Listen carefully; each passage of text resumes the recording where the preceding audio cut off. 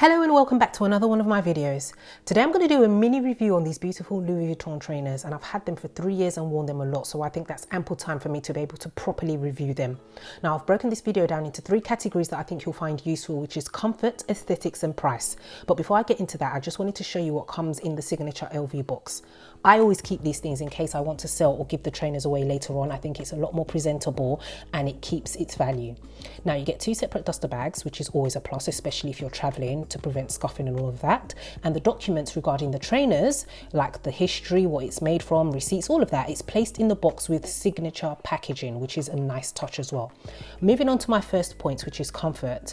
Let's be real, not a lot of designer trainers or sneakers for my US viewers are comfortable, especially when they're made from real leather. And you'd think for the amount of money that you're putting towards it, it should come with a decent level of comfort, but that's not always the case for many of them. I don't want to start naming brands. However, these LV trainers, they tick the box in terms of comfort.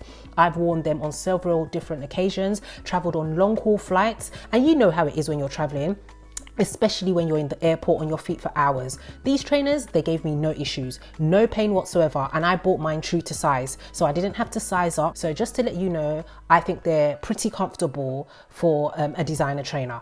And aesthetics wise, and if you've been here a while, you know that I'm not really keen on loud monograms. Not to say that I won't wear it, but it's not my first choice. I prefer a clean and minimal look, and I'm tending to lean more to quiet luxury these days. So when I saw these trainers, I knew that I had to get them because they were so me. The designers just understood the assignment.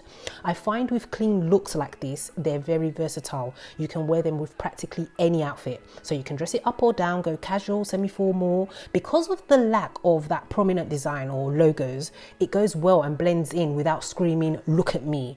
And the gold LV badge, the crest on top of the trainers, can also be detached from the laces, making them even more toned down. In addition, the LV signature on the backside of the trainer is also very subtle. And that's why I would highly recommend that if you want something that will go with a number of different outfits and is a timeless classic, this is the one.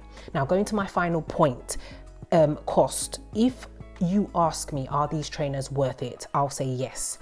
If you're looking to buy designer trainers, you know you're not going to spend the amount of money you would spend on your typical average Nike or Adidas. However, personally, are you getting your money's worth? Yes, because unlike many trainers on the market that are made from synthetic leather, this is made from real calf leather. So obviously you're paying for the quality of the material that's been used. And going back to the cost per wear principle, you are getting your money's worth, because I've owned this for a while. I've worn them so many times and it's still going strong.